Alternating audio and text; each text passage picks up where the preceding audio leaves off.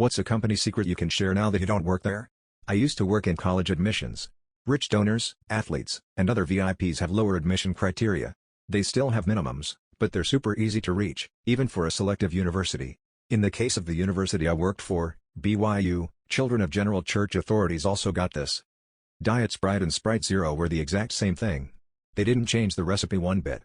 They just changed the name and design. At a local deli/grocery store I worked at, everyone raved about how good their mac and cheese is, and it always sold really quick when I worked in the deli.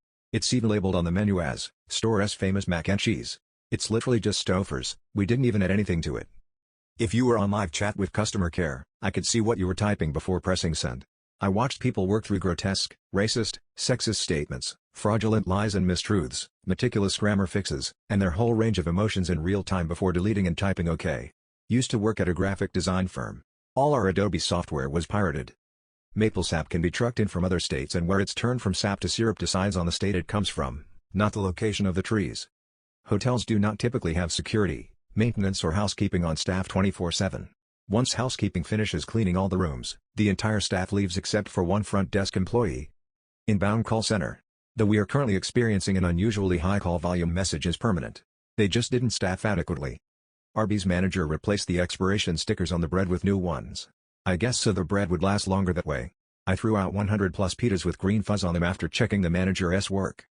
I used to work for a company that rhymes with must beat, and we used to have somebody post this question every few months for material for one of our clickbait articles. Ice manufacturing. My shift manager dropped a 7-gram bag of weed in a bag of ice. It went out for delivery. No one ever phoned in to complain though. Chuck E. Cheese isn't a real mouse. If you lived in Brandon, Florida from '07 to '09, it was actually me. Ice machines are disgusting inside, full of slime. Comcast/Xfinity sells people's private information, including search histories and basically any traffic you use through their ISP. I worked there for almost 10 years doing direct sales and saw a lot of shady stuff. Worked in insurance. Hundreds of people have access to your SSN with no security clearance or background check. If you pick up a wall phone at Home Depot and push 7, it activates the store-wide intercom. This works in every store in my province as far as I know. Olive Garden breadsticks are just Franz brand breadsticks, garlic salt, and butter ETA. It's margarine, not butter. I forgot there is a difference. Worked at Best Buy 20 years ago. Employee discount was 5% over cost and I needed a new printer. Decided to splurge on the gold-plated USB printer cable that we sold for $40. Rang up $1.78. I used to work surveillance at a casino. From something like 3 stories high ceiling, we could zoom in on money on the table games and read the serial numbers of the bills. We could see the pips on the dice. Policy was to not look down blouses.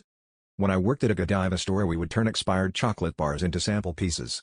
In the United States, one company's bread and butter was simply reboxing and relabeling computer monitors from China to make it seem like they were from the company and made/assembled in some way by them.